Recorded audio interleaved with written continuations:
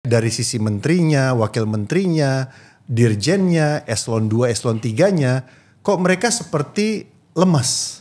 Nah makanya saya menawarkan kepada pemerintah beberapa kali, dengan kondisi efisiensi seperti ini, kalian tuh harus pivoting SD, SMP, SMA, dan anak-anak kuliah yang katanya sampai angka 500 juta lebih. Anak-anak kuliah beasiswanya akan dipotong, tidak ada anggaran. Itu jangan dipotong. Tidak masuk akal dengan anggaran yang ada sekarang. Dengan efisiensi pemangkasan yang ada sekarang. Tapi pemerintah masih punya perencanaan seperti setahun 2 tahun yang lalu, gak masuk akal. Tapi jangan dibenturkan dong. Jangan dibenturkan memberikan makan bergizi gratis dengan mem-PHK orang. Ada beberapa asosiasi cerita sama saya. Periode lalu mereka susah sekali ketemu menteri. Susah sekali. Semua elemen dari yang ada di negara ini harus mendengarkan aspirasi dari mahasiswa tersebut. Jadi kalau menurut saya kalau aksi itu ada dan mengusung tema Indonesia Gelap, menurut saya itu tidak berlebihan.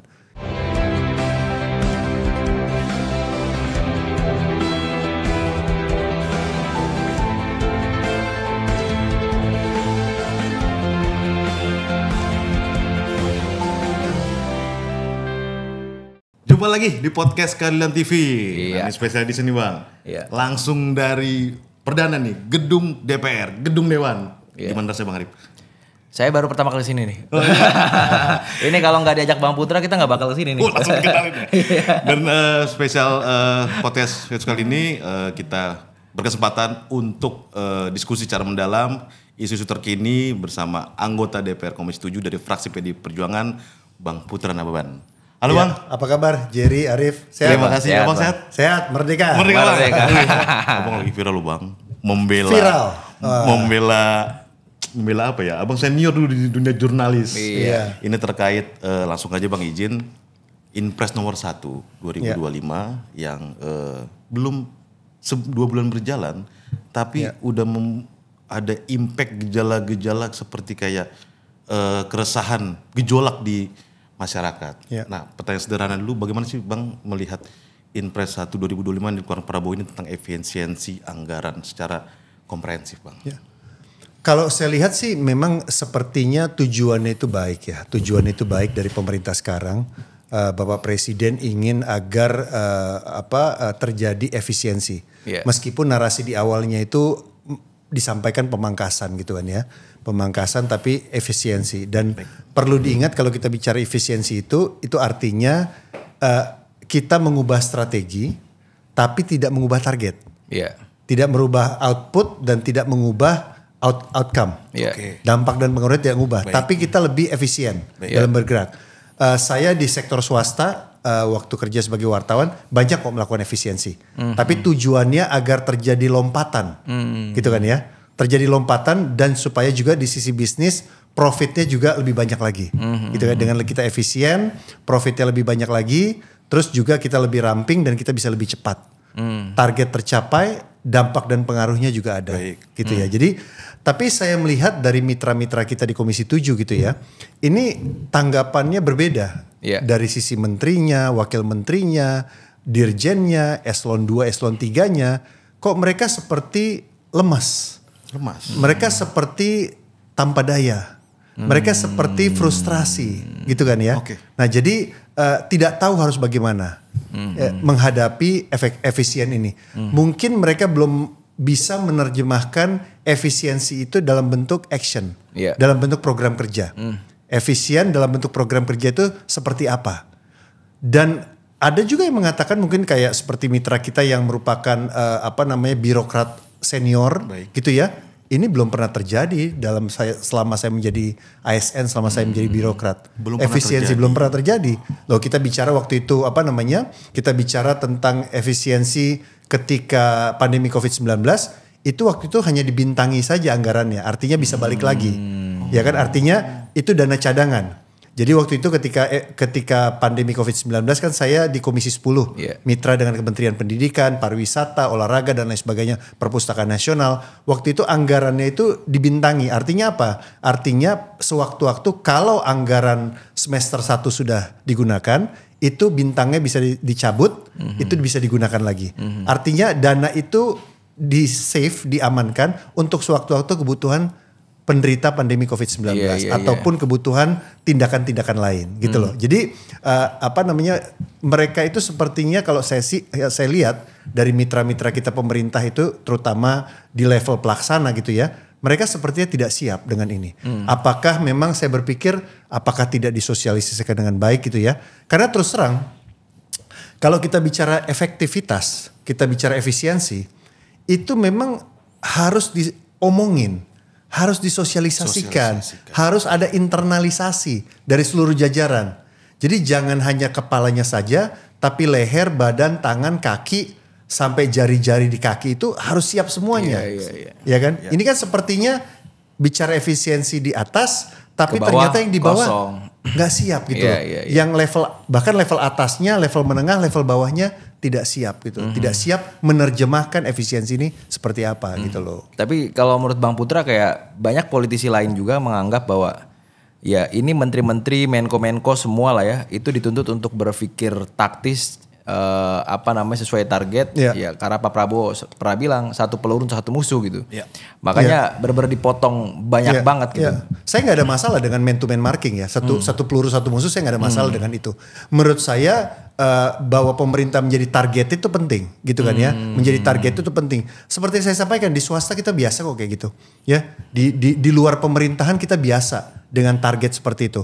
Target deadline, target target pencapaian dalam konteks pemberitaan, atau kalau teman-teman kita ada target sales penjualan, achieve atau tidak achieve dan lain sebagainya, target revenue dan lain sebagainya, itu biasa kok ya, bahwa kita efisien dengan menggunakan anggaran sekecil pun dengan upaya yang seminim mungkin kita mencapai satu tujuan yang paling besar. Tapi kan di pemerintah nggak seperti itu gitu loh. Di pemerintah tidak seperti itu ya.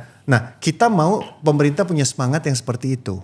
Nah, makanya saya menawarkan kepada pemerintah beberapa kali, dengan kondisi efisiensi seperti ini, kalian tuh harus pivoting. Pivoting tuh artinya berubah arah. Jangan hanya berpikir secara linear, ya, atau menggunakan cara-cara lama tanpa melakukan pivoting. Kalau di basket itu pivoting tuh artinya dari sisi sini udah muter langsung dia. Pivot. Iya, bisa pivot dia, muter gitu loh. Ini masih di jalan itu, masih di jalan yang sama. Masih di jalan seolah-olah anggarannya masih sama dengan 2004-2023. Padahal di 2025 anggarannya sudah tidak seperti itu. Konkretnya pivoting ini seperti apa? Ya contohnya contoh kalau kita biasa bermain dengan anggaran 5 triliun gitu kan ya. Terus tiba-tiba dipangkas, diefisiensikan menjadi 1,5 triliun. Nah, sebagai pemerintah yang orientasinya output, ya kan, harusnya kita berubah. Tidak hanya output tapi outcome. Caranya gimana? Dengan anggaran kecil. Jangan berorientasi pada apa yang bisa kita buat sebagai pemerintah saja. Libatkan unsur masyarakat. Itu yang namanya kolaborasi. Zaman dulu atau zaman sekarang juga ada disampaikan gotong royong. Kolaborasi. Kolaborasi dengan siapa? Dengan asosiasi. Dengan swasta. Dengan unsur masyarakat. Dengan perguruan tinggi. Dengan berbagai elemen. Stakeholder itu kan banyak. Di Republik Indonesia ini bukan hanya pemerintah saja. Bukan hanya pemerintah saja yang melaksanakan itu. Tapi harus libatkan semua dong. Ya? Jangan lupakan itu. Akademisi ada, wartawan ada, unsur masyarakat ada, swasta ada. Banyak loh, banyak sekali. DPR ada, DPD ada, pemerintah ada. Ini kalau mau disebutin semua elemen-elemennya nggak cukup jari tangan ini. Sehingga pemerintah yang biasa mainnya solo, mainnya sendiri gitu kan ya. Itu udah harus pivoting. Tidak bisa main solo dengan anggaran yang kecil. Gak mungkin. Republik ini dibangun bukan untuk hanya satu pihak doang. Kita dibangun ini untuk bersama-sama, untuk gotong royong, untuk kolaborasi. Nah, yang ini pemerintah tidak biasa. Belum ada pengalaman. Yang kolaborasi ini pemerintah itu tidak biasa. Biasa itu hanya proforma saja, hanya basa-basi aja untuk mendengarkan pihak lain. Tapi hanya sebatas mendengarkan, tidak melibatkan mereka. Dalam jumlah yang masif ya. Dalam yang besar loh ya. Bukan hanya proyek-proyek kecil, kerjaan-kerjaan kecil dan lain sebagainya gitu. Bukan itu loh. Tapi betul-betul yang masif. Bahkan saya sampai sampaikan kepada kementerian gitu ya. Bapak Ibu itu saudara menteri dan wamen dan juga para jajaran harusnya menjadi enabler. Enabler itu penggerak. regulator. Iya. Bukan selalu jadi pemain, jangan di depan terus. Tut Wuri Handayani, gitu loh. Tapi di susah, belakang Bang. mendorong, memberikan penguatan, mendorong, Iya. fasilitasi gitu kan ya. Melihat, menyimak, udah dilaksanakan atau belum, memberikan gairah. Memberikan kepastian. Oke. Itu tugas pemerintah. Bukan selalu ada di depan, unsur masyarakatnya di belakang semuanya. Gitu loh. Itu udah selesai era itu. Udah selesai dong. Iya. Jangan seperti dengan anggaran seperti ini loh. Ya, Iya. dengan anggaran seperti ini. Nah, ini jalan keluar yang ditawarkan oleh kami gitu loh. Kepada pemerintah. Efisiensi anggaran ini Bang bisa dibilang memasuki masa-masa menghantui Betul. PHK di mana-mana Bang. Betul. Ada kecemasan, kegelisahan sampai akhirnya kemarin Abang melalui RDP ya dengan pihak mitra Rapat kerja. rapat Iya. kerja Bang ya, vokal salah satu karyawan di Ternate Bang RRI ya Bang. Iya. Ya. Maksud kami tadi kan Abang bilang ada konsep penawaran kepada pemerintah harus yuk pivoting Iya. dan juga terbuka merangkul elemen masyarakat. Ini kan terkesan Bang Putra mau bilang jangan cuma omon-omon aja. Iya. Benar ya Bang Iya, ya? iya. Tapi di bawah itu seperti merasa nggak dirangkul sosialisasi itu Bang. Iya. Jadi apa yang mesti diperbaiki konkret ini Bang? Ya, jadi dari efisiensi ini saya menceritakan pengalaman saya ketika krisis moneter. Krisis moneter dulu ketika saya memimpin koran Rakyat Merdeka sebagai seorang redaktur pelaksana. Kita itu redaktur pelaksana, Wapemret, Pemret, bahkan direksi itu berkumpul bersepakat di saat krisis moneter itu. Jangan ada pemotongan di tengah dan di bawah. Kalau mau ada pemotongan ataupun PHK, paling tidak pemotongan, itu dilakukan dari atas. Pangkas dari atas, bukan dari bawah. Karena apa? Kalau di bawah itu sudah tidak berkelebihan. Kalau kita mau pangkas, apanya lagi yang mau dipangkas? Kita mau memotong dari kekurangan hidup mereka. Iya. Tapi kalau dipotong dari atas, itu berkelimpahan. Yang di atas itu berkelimpahan banyak sekali. Fasilitasnya ada, bonusnya ada, fasilitas mobilnya ada, Iya. tunjangan ini tunjangan itu ada, dan lain sebagainya. Itu bisa dikurangin, bisa dirampingkan. Itu di awal tahun 2000-an, Oke. krisis moneter. Nah, sekarang harusnya seperti itu. Kalau terjadi efisiensi, sebaiknya itu dilakukan ya dari level atas dan level tengah. Iya. Nah, tapi yang lebih penting lagi sebenarnya bukan itu. Yang lebih penting adalah dari efisiensi itu seharusnya tidak kena ke penerima manfaat. Terutama rakyat, terutama masyarakat. Oke. Jangan dong. Jadi kalau anggaran itu yang tadi saya bilang 5 ke 1, misalnya 5 gitu ya, 5 triliun, terus dikurangi menjadi berubah sekarang 3,5 triliun gitu kan ya.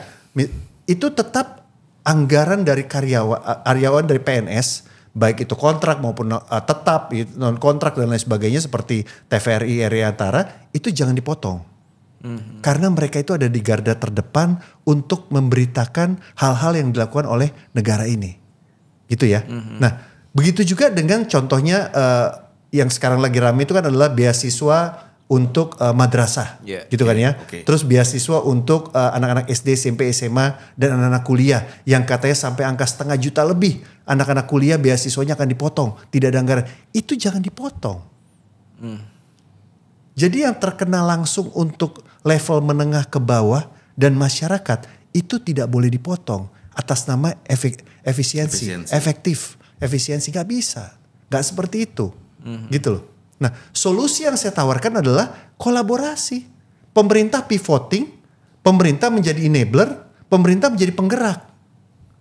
Sehingga dengan anggaran yang minim, penerima manfaat ya di masyarakat, misalnya penerima manfaat, misalnya contohnya mereka menerima beasiswa, PIP, KIPK gitu kan ya. Iya. Baik itu sekolah yang di bawah Kementerian Pendidikan ataupun Kementerian Agama, mereka tetap menerimanya. Kontributor dan juga koresponden dan juga penyiar-penyiar lepas yang ada di seluruh Indonesia, mereka tetap bisa memberitakan.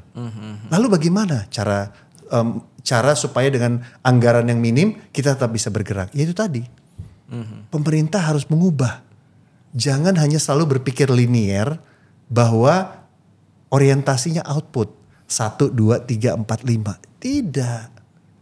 Karena orientasi output program 1, 2, 3, 4 itu kalau anggaran kita masih sama seperti setahun yang lalu, 2 tahun yang lalu. Ini udah beda sekarang. Gak mungkin itu diterapkan. Nah jadi itu yang saya sampaikan kepada direksi dari 3 lembaga, 2 lembaga penyiaran itu dan juga kantor berita Antara agar jangan sampai ada PHK.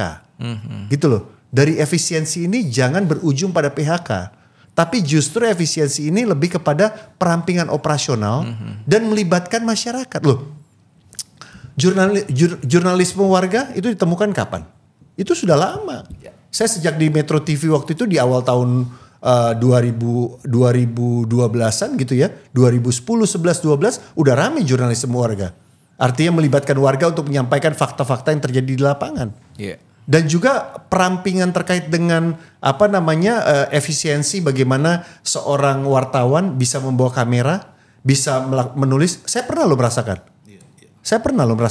Saya pernah ketika jadi pemimpin redaksi di tahun 2012, saya diajak untuk meliput Pak Presiden SBY, kameramennya saya, reporternya saya, gitu ya, yang ngedit saya, yang streaming beritanya saya. Dan saya bekerja untuk siapa? Untuk media online, untuk TV, dan untuk koran. Saya nulis untuk koran, untuk TV, berita untuk TV dan untuk media online. Itu yang abang, aja. Saya sendirian. Yang abang maksud militan tuh di situ, Bang? Bukan hanya militan, karena ini ada efisiensi juga, gitu loh. Ada efisiensi dan militan. Tapi kenapa saya bisa melakukan itu? Karena sudah ada internalisasi, sudah yakini dulu efisiensi ini. Kalau pemerintah dari ujung rambut sampai kaki itu tidak meyakini, susah. Kerjanya gerundel, kerjanya mengeluh. Ya kan? Kalau udah mengeluh, nanti apa? Jadi rame di masyarakat. Kenapa? Ada postingan inilah, ada postingan ASN rapat, puluhan orang di satu ruang rapat, lampu dimatiin lah, ada lift yang tidak bekerja lah, ada AC yang hanya dinyalakan di saat jam kerja, dan lain sebagainya. Itu kenapa? Itu karena tidak ada internalisasi di dalam ASN itu sendiri. Mereka belum siap. Kenapa? Karena pemimpinnya belum yakin juga atau tidak berhasil meyakinkan mereka. Bang, jadi satu lagi pengalaman yang tadi saya sampaikan itu bisa. 2012-2013 bisa. Saya pemimpin redaksi loh. Pemimpin redaksi itu adalah orang nomor 1 di redaksi itu. Saya ngangkat tripod, saya ngangkat kamera. Saya pasang mikrofonnya, saya pasang tripodnya, pasang kameranya, saya pegang ini, saya live sendirian, saya gulung lagi semuanya, saya angkat lagi, sampai di hotel saya ngedit. Saya tulis beritanya, saya kirim ke Jakarta, saya ngetik beritanya, saya nulis beritanya buat koran, saya nulis beritanya buat media online. Bisa, 3 media, saya sendirian. Dari satu orang? Efisien, dari satu orang. Itu tahun 2012. Malu kami, Bang. Ini udah tahun 2024. Loh, kalau kalian nih efisien. Ya kan? Ini ada 3 kamera, ada 3 mikrofon, ada mixer audio dan lain sebagainya. Tapi cuma 3 orang. Ini efisien. Harusnya bisa 10. Bisa 10 ini. Belum lagi yang white balance lah, semua segala macam, cek audio dan lain sebagainya. Ini efisien, ini lumayan efisien. Gitu loh. Bahkan kalian datang ke sini kan nggak pakai supir, nggak pakai mobil sendiri segala macam kan? Ya itu efisien. Coba bayangkan kalau ada supirnya, ada ininya segala macam, bisa 12 orang. Iya Bang, ada yang menarik tadi statement Bang Putra ini. Andai kata kita berandai nih Bang, efisiensi anggaran dari pemerintah ini berlanjut dan sosialisasinya tidak maksimal, terus juga mengganggu berbagai sektor, which is pada akhirnya kita takuti PHK itu akhirnya terjadi juga Bang. Kita berandai-andai. Nah, bagaimana controlling dan peran DPR untuk mengatasi ini Bang? Nah ini kan yang kita lihat kan bagaimana kita harus menyerap aspirasi dari masyarakat. Menyerap dari aspirasi dari masyarakat yang terdampak dari efisiensi ini, pemangkasan ini. Apakah itu internal pemerintah atau masyarakat? Nah ini yang penting ya. Kita punya fungsi untuk mengawasi. Dan kita punya fungsi anggaran juga. Nah dalam konteks ini dari hari ke hari DPR itu di berbagai komisi dari komisi 1 sampai komisi 13 itu sangat sibuk untuk mengawasi mitra-mitra kita. Bagaimana supaya setiap mitra ini betul-betul bisa melaksanakan efisiensi ini dengan orientasi output dan outcome-nya. Jangan sampai terkena oleh unsur masyarakat. Nah, ini kan lagi rame sekarang kan ya. Lagi rame tentang Indonesia Indonesia gelap bang. Indonesia gelap lah ya kan. Terus kabur saja dulu gitu kan ya. Terus abis itu banyak yang protes terkait dengan PHK dan lain sebagainya. Terus dan lain-lain gitu. Nah ini yang kita bantu sebagai mitra ya. Sebagai mitra dari pemerintah. Kita bantu untuk memberikan ide dan gagasan. Memberikan solusi. Nah yang tadi saya sampaikan selama beberapa menit terakhir ini. Itu kan adalah ide dan gagasan serta solusi. Yang bisa diberikan yang bisa dilakukan oleh pemerintah. Ya, karena apa?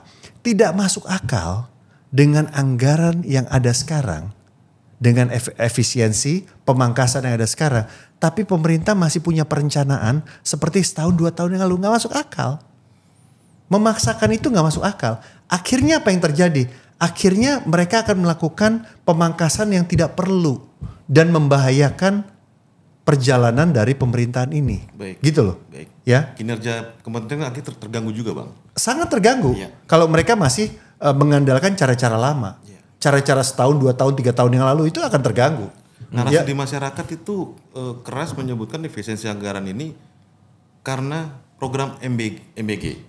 Makan bergizi gratis. Bang Putra? Kalau bahasa Bang Putra dihadap-hadapkan. Iya, dinarasikan, dibenturkan, di framing. Benar seperti itu atau seperti apa sih bang? Yang terjadi kan adalah yang saya sangat sayangkan adalah tidak ada elemen di jajaran pemerintah, khususnya para menteri dan kepala lembaga yang berhasil menyampaikan narasi bahwa pemangkasan efisiensi ini segala macam tidak akan membawa korban dan ini bukan karena makan bergizi gratis. Kan tidak seperti itu. Gitu kan ya. Jadi makan bergizi gratis itu sebenarnya kan itu adalah satu program yang cukup baik. Gitu kan ya. Karena saya di Komisi Pendidikan selama 5 tahun, saya sedikit memahami dan mengerti lah kondisi dari anak-anak Indonesia di banyak tempat yang sangat membutuhkan. Gitu kan ya. Asupan yang sangat bergizi. Sehingga mereka betul-betul bisa mengaktualisasikan diri mereka dari pelajaran-pelajaran yang mereka dapatkan. Itu memang tantangan. Gitu kan ya. Tapi jangan dibenturkan dong. Jangan dibenturkan memberikan makan bergizi gratis dengan mem-PHK orang. Gitu loh. Jangan dibenturkan dengan makan bergizi gratis dengan beasiswanya dipotong. Kan gitu. Bagaimana caranya? Balik lagi ke ide saya yang tadi. Pivoting. Pemerintah ajak unsur masyarakat, stakeholder. Jangan kerja itu program pemerintah hanya pemerintah yang melakukan. Jangan dong. Ada asosiasi, ada unsur masyarakat, ada unsur perguruan tinggi, ada kalangan profesional, ada swasta. Banyak loh. Luar biasa banyaknya. Jadi kalau ini dilibatkan, ya kan? Jadi beban itu tidak hanya ada di pemerintah. Tapi kita bersama-sama. Itulah esensi gotong royong. Gitu loh. Itu esensi gotong royong. Nah sepertinya ini gak dipahami. Tidak dipahami. Dan kalaupun dipahami tidak bisa diinternalisasi. Oleh eselon 1, eselon 2, eselon 3. Keyakinan tadi. Sebenarnya kan pelaksana dari ini kan eselon 2, eselon 3 ini. Kalau menteri itu kan political appointee. Gitu loh.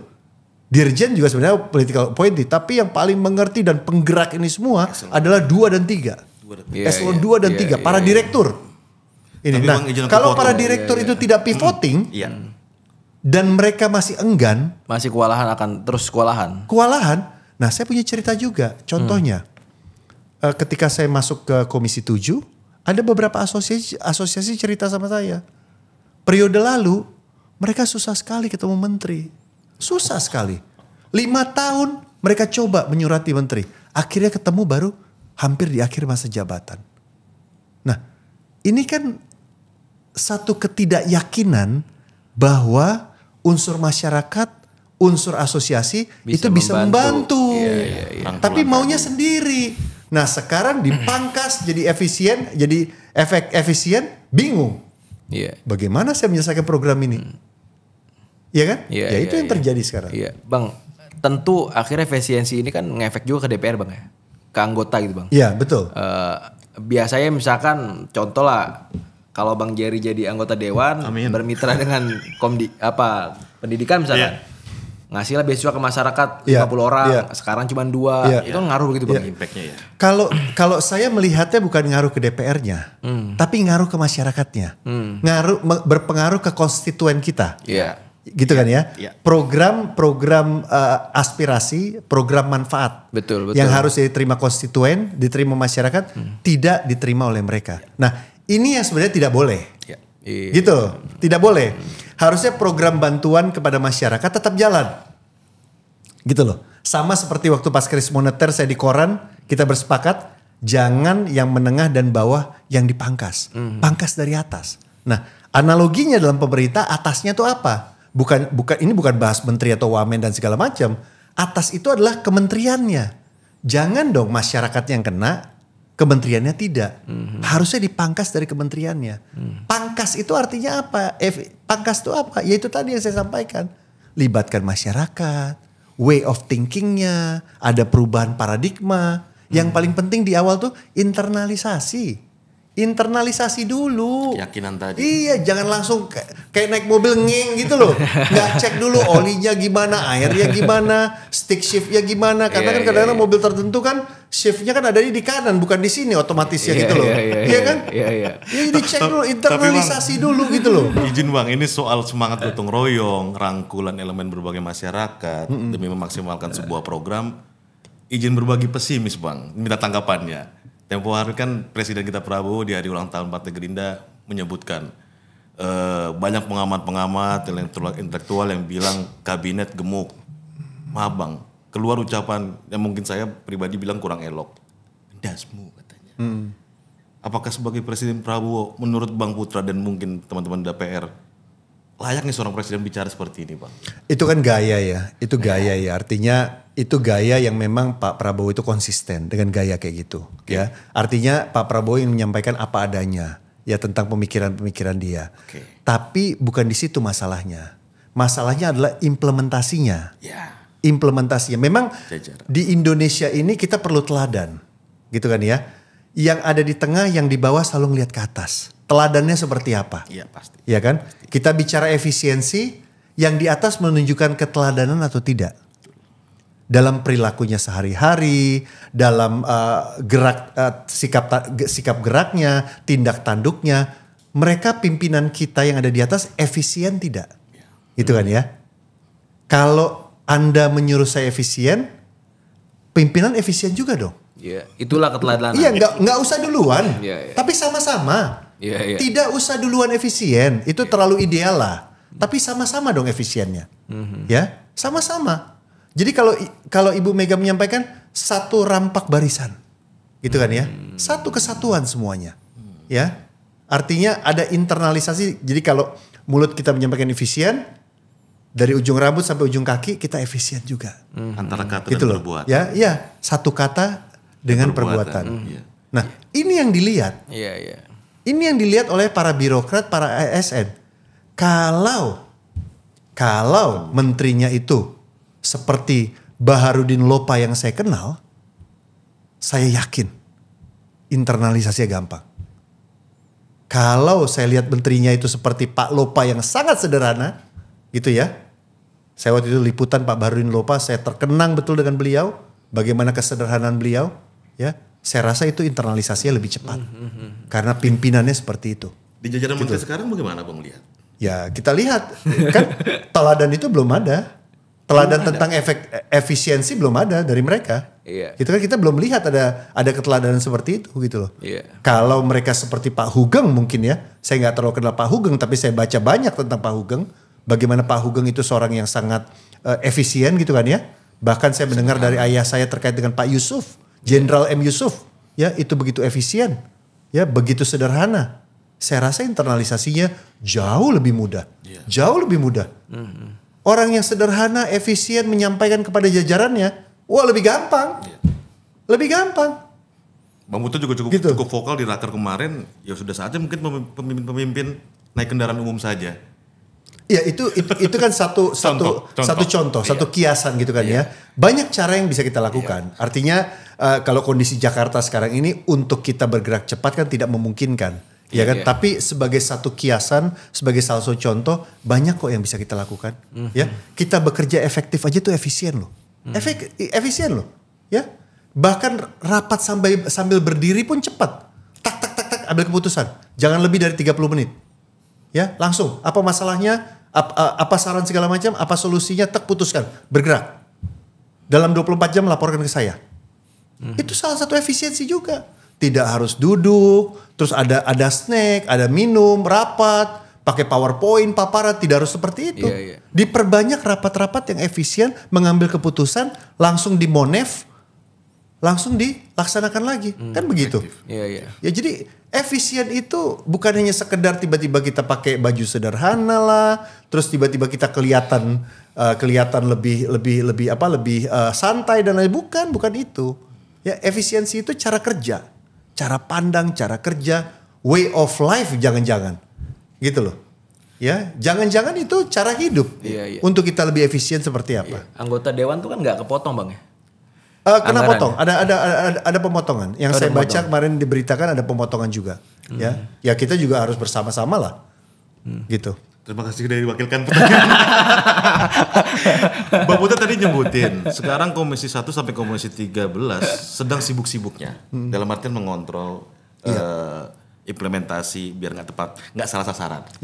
Nah izin Bang, belakangan salah seorang wakil ketua DPR memberikan pernyataan yang merupakan kebijakan dalam ranah pemerintahan. Seperti kemarin sempat viral kebijakan gas melon, reshuffle menteri, dan juga PPN 12%. Maksud pertanyaannya, apa DPR sekarang merupakan perpanjangan tangan atau jubir pemerintah, Bang? Enggak juga ya, DPR ini kan mitra ya. Jadi banyak informasi-informasi dari pemerintah itu atau di level pimpinan DPR mungkin dari presiden yang disampaikan kepada mitranya dulu. Gitu loh. Jadi kayak saya mendapat informasi dari menteri gitu kan ya. Pimpinan dapat dari presiden dan lain sebagainya. Itu mungkin harus disampaikan dengan cepat. Gitu kan ya. Kalau melalui jalur birokrasi mungkin agak lama. Nah jadi kalau disampaikan oleh DPR mungkin jauh lebih cepat, lebih tidak ada halangan. Karena terus terang di kami itu tidak ada birokrasi. Komunikasi kami itu cepat-cepat aja. Saya dengan menteri atau saya dengan ketua fraksi, saya dengan teman-teman di fraksi dan lain sebagainya, dengan teman-teman komisi dan lain, cepat-cepat aja informasi. Tidak seperti kalau di pemerintah itu kan semua berjenjang kan, harus lewat ini, jalannya lewat sini, lewat situ dan lain sebagainya. Nah ketika informasi itu langsung didengar oleh lembaga DPR, dan dirasa perlu untuk segera disampaikan kepada masyarakat, kepada rakyat, itu menurut saya langkah yang tepat. Ini bukan mengambil porsi pemerintah ya, tapi mengambil porsi DPR. Karena kami dipilih langsung oleh rakyat. Bukan hanya presiden dan wakil presiden yang dipilih oleh rakyat. Kami juga bertanggung jawab pada rakyat. Kalau menteri itu kan political appointee. Tidak dipilih oleh rakyat menteri. Menteri dipilih oleh presiden. Makanya anggota DPR itu bisa mengatakan saudara presiden. Presiden bisa mengatakan saudara anggota DPR. Menteri gak bisa. Karena menteri tidak dipilih oleh rakyat. Menteri bertanggung jawab pada presiden.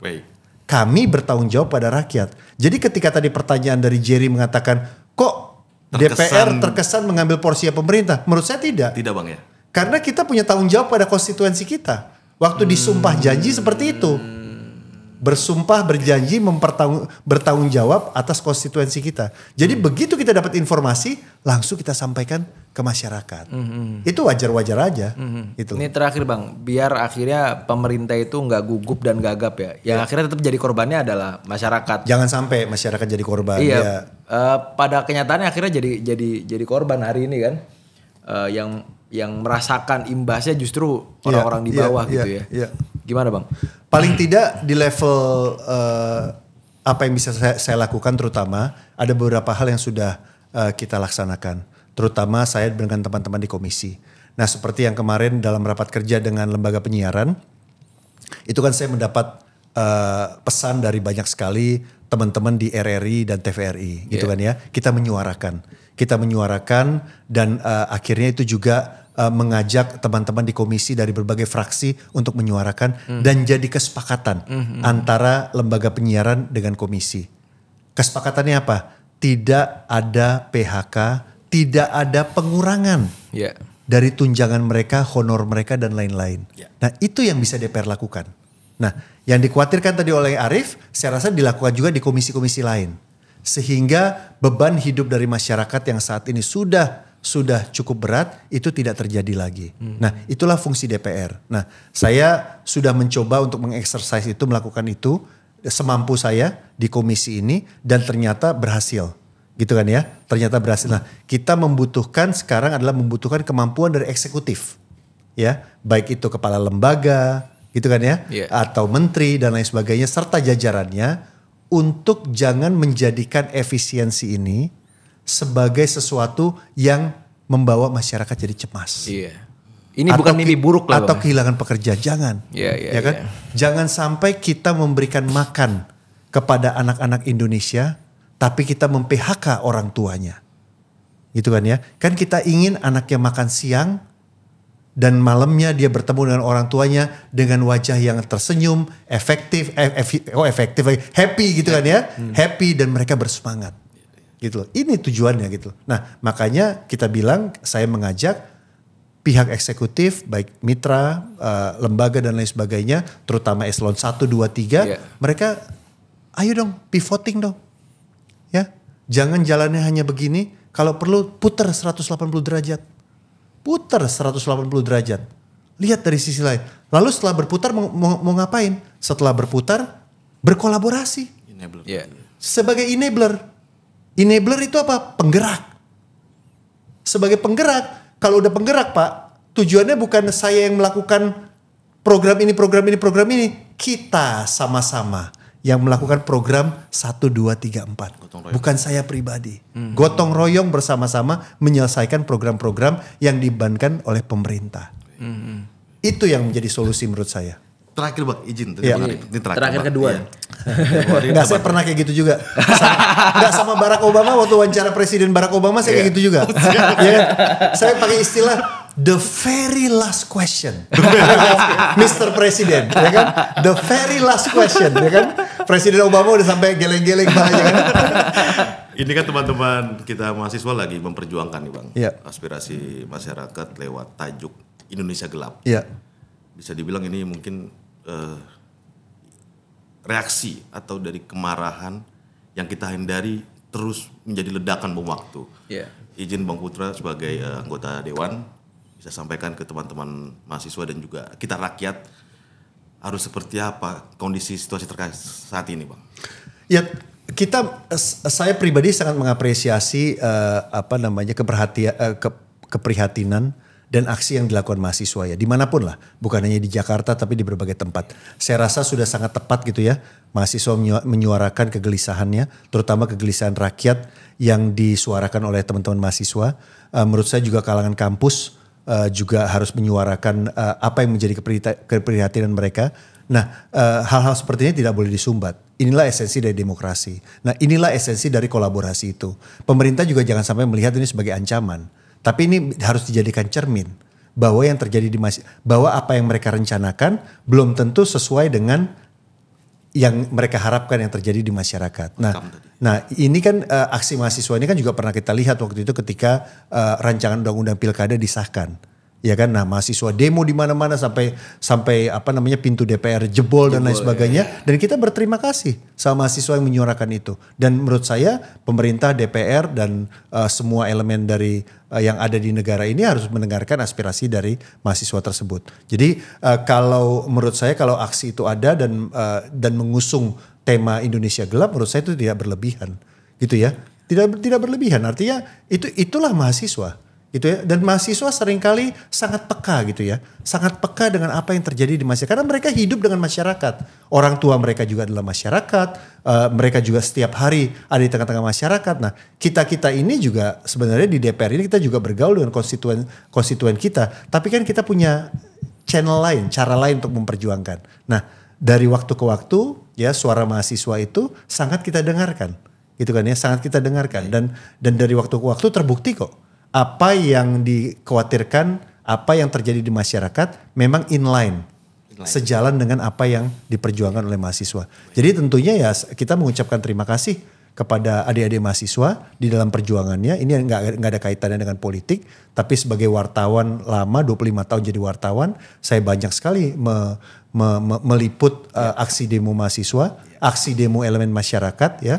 Di era Orde Baru, di era reformasi ya. Dan ini kita harapkan akan selalu ada. Karena supaya apa? Supaya tersalurkan ya.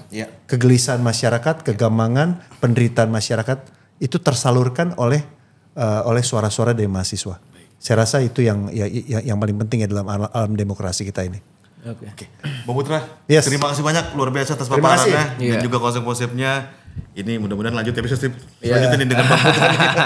Salam kasih. perjuangan selalu Bang, lancar Iya. segala agenda. Iya, sama-sama, terima kasih. Oke. Saya nggak tiap hari loh pakai jas. Nah, gitu ya. Karena saya biasanya pakai batik. Suka ya, tapi karena paripurna diwajibkan pakai jas jadi ya. Siap. Terus tahu mau diwawancara jadi tambah pakai dasi. Luar biasa. Terima kasih banyak Bang Putra. Lancar selalu, siap selalu Iya, keluarga. terima kasih ya. Terima kasih, Terakhir, Arif Jari, ya. Terakhir salam persatuan Indonesia. Merdeka. Merdeka.